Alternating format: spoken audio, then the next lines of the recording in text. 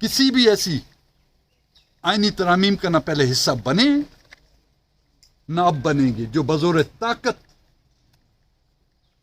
میں باہر تھا ملک سے، جب مجھ سے رابطہ کیا گیا کہ جی آپ ان آئینی ترامیم میں ہمارا ساتھ دیں، میں نے تو واضح کہہ دی میں تو بے روزگار ہوں بھائی، میں نے میرا جو روزگار تھا وہ آپ لوگوں کے حوالے کر دیا، میں استعفیٰ دے چکا ہوں. لیکن اگر آپ چاہتے ہیں کہ آئینی ترامیم، ہمیں تو پتہ تو ہونا چاہیے اس میں ترامیم آپ کون سی لانا چاہتے ہیں. جو ڈرافٹ نہ پرائم منسٹر مجھے بھیج سکا نہ ہی ڈپٹی پرائم منسٹر بھیج سکا، اور انہی مذاکرات کے دوران ہمارے سینٹ کے جو 2 ممبران ہیں ان پر دباؤ ڈالا جا رہا تھا. ان کے بچوں کو فون کر کے یا ان کو فون کر کے دھمکایا جا رہا تھا. ان کے جو کاروبار ہیں ان کو بند کرنے کی کوشش کی گئی. ان کا جو روزگار ہے ان کو ان سے چھیننے کی کوشش کی گئی. تو میں نے ان سے واضح طور پر کہا کہ جنرل مشرف کے دور میں گن پوائنٹ میں ہم نے کوئی مذاکرات نہیں کیے. اب بھی اگر مشرف ہے یا اس کا کوئی جانشین ہے کسی بھی شکل میں، ہم ان سے بھی کسی بھی گن پوائنٹ پر ہم مذاکرات نہ کیے ہیں نہ کریں گے. آج بھی میں واضح کرنا چاہتا ہوں، آج بھی ہمارے دونوں سینیٹرز قاسم رونجو صاحب بمائے اس کے بیٹے، وہ پچھلے 4-5 دنوں سے غائب ہیں. میڈم نسیمہ احسان جس کا شوہر سید احسان شاہ جو اس سینٹ کا ممبر رہ چکا ہے، جو صوبائی وزیر رہ چکا ہے، اس کو پارلیمانی لاجز میں یرغمال بنا کر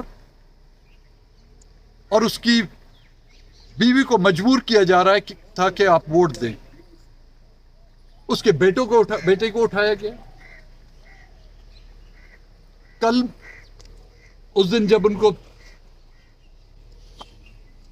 پرائم منسٹر کے زورانے میں لایا گیا، اس کی بیٹی اور اس کے بیٹے کو پارلیمانی لاجز میں یرغمال بنا کر ان کو پارلیمنٹ ہاؤس بھیجا گیا کہ جائیں پرائم منسٹر کے زورانے میں شرکت کریں. یہی ووٹ کی عزت ہے. اسی ووٹ کی عزت کی خاطر آپ لوگوں نے جو ہے ہم کو سڑکوں پر نکالا. اسی ووٹ کی عزت کی خاطر آپ لوگوں نے جو ہے ہمارے ساتھ اتحاد بنائے. ان کی فریاد آپ نے خود اسمبلی میں سینٹ کے اجلاس میں سنی ہوگی کہ وہ خاتون اس اجلاس میں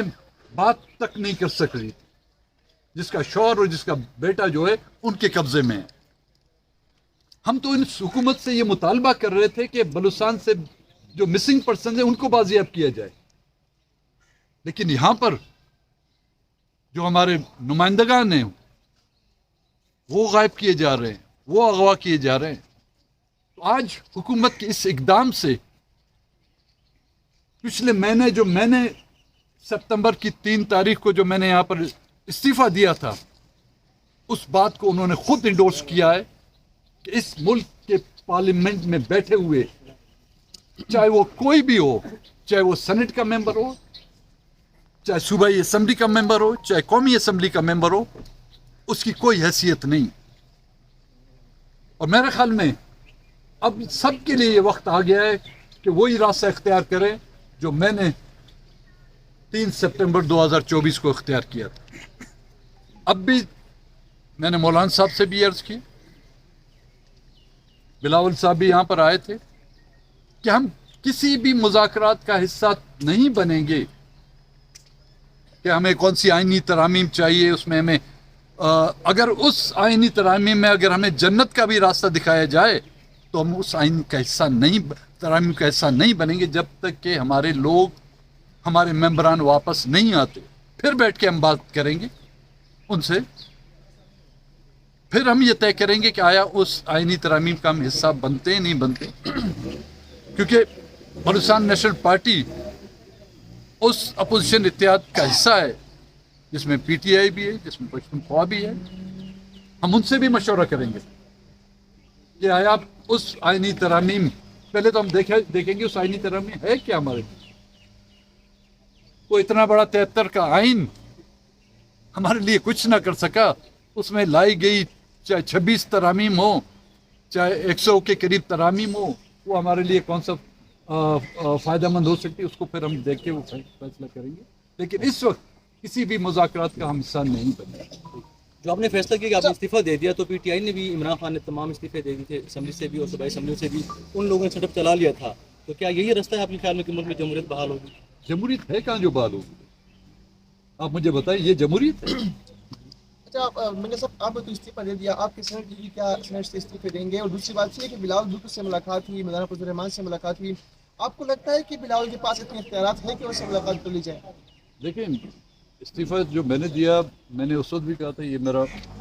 اپنا ذاتی فیصلہ ہے، پھر پارٹی کی سینٹرل ایگزیکٹو کمیٹی کا جو اجلاس ہوا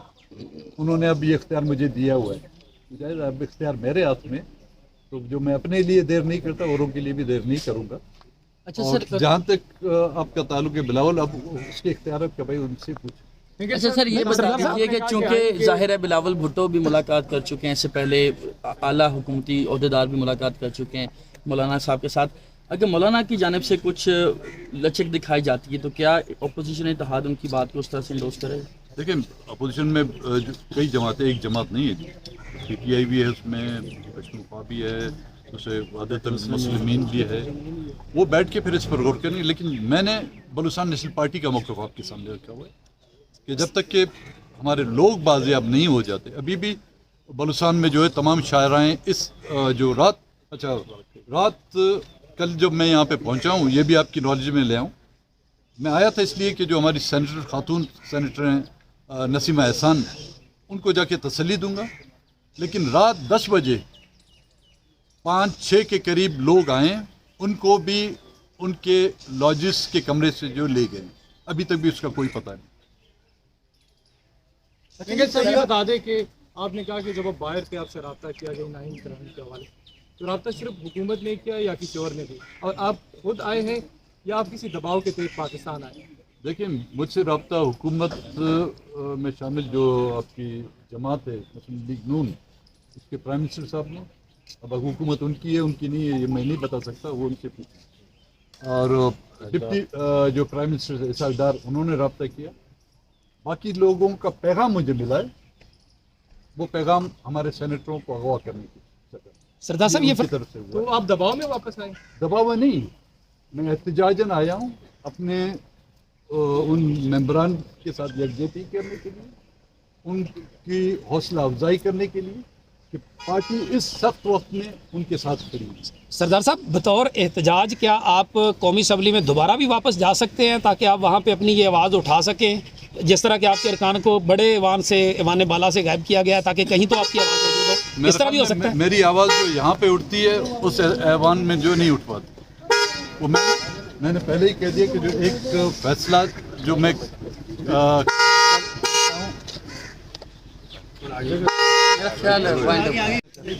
دیکھیں، ہمارے لیے تو کوئی گنجائش نہیں چھوڑی جا رہی، پاکستانی سیاست میں تو ہم آئے، ہم نے یہ پارلیمنٹ پاکستان کا پارلیمنٹ، نیشنل اسمبلی پاکستان کی نیشنل اسمبلی، یہ سینٹ جو ہے اس ملک کا ایک آئینی ادارہ ہے، اس میں بیٹھ کے ہم نے اپنی بات کی۔ جب ہمیں 2024 کے الیکشن میں وہاں سے ہمیں دھکیلا گیا اور اس کے ساتھ ساتھ جو رویہ بڑھتا گیا، ہمارے پاس راستہ کون سا بچا ہوا؟ ہم جائیں اپنے لوگوں کے پاس، ہم جائیں گے بلوچستان کے لوگوں کے ساتھ اور ان سے فیصلہ لیں گے کہ ہمیں اب کون سی سیاست کرنی ہے، کیونکہ اس سیاست کے بارے میں اپنے لوگوں کو اب قائل نہیں کر سکتا۔ سردار صاحب آپ کے دونوں سینیٹر تو غائب ہیں، آپ کے دونوں سینیٹر تو غائب ہیں، تو کس کو آپ کہیں گے کہ آپ میرے والا راستہ اختیار کریں اور وہ استعفیٰ دے دیں؟ جو ابھی تک امید لگائے بیٹھے ہیں کہ جی اس ریاست اور اس جمہوری کلچر سے ان کو جمہوریت، یہ جمہوریت نہیں ہے بھائی، یہ پٹ جمہورہ ہے۔ مینگل صاحب بتائیے، سنیں، یہ پٹ جمہورہ ہے بھائی، اور جو ڈگڈگی بجانے والا ہے جو ہے نا، وہ یہاں کے سیاستدانوں کو نچار رہے ہیں۔ मेंगल साहब बताइएगा, मेंगल साहब बताइए कि अगर वोट पूरे नहीं होते हम दूसरा रास्ता इख्तियार करेंगे। आज वो क्या पैगाम लेकर आए, आज क्या भाई बात हुई? वो दूसरा रास्ता तो हमारे लिए आज का नहीं, बहुत पहले से बल्कि इसी के साथ आज वो मौलाना साहब के साथ मिलने आए थे, हमने अपना गिला शिकवा किया कि जो भी चाहे वो इस अमेंडमेंट के साथ है, जो अमेंडमेंट का हिस्सा है, या वो उस अमेंडमेंट का के लिए कैंपेन कर रहा है, हमारे लोगों को उस अमेंडमेंट में वोट डालने के लिए उठाया गया है, तो वो सब के सब मंगल साहब ये फरमाइएगा कि अगर हुकूमत आपके अरकान से वोट लेने में कामयाब हो जाती है तो फिर आपका उनके हवाले से क्या एक्शन होगा? देखिए वोट वो अपनी पार्टी ने फैसला किया हुआ है कि हम वोट नहीं देंगे। अगर वो जोर ज़बरदस्ती वोट ले रहे हैं तो मैंने कहा कि उस जिस तरह 18 तारीख तो इस तरामीम का नाम भी चेंज करें, फिर उस पर पार्टी फैसला करेगी कि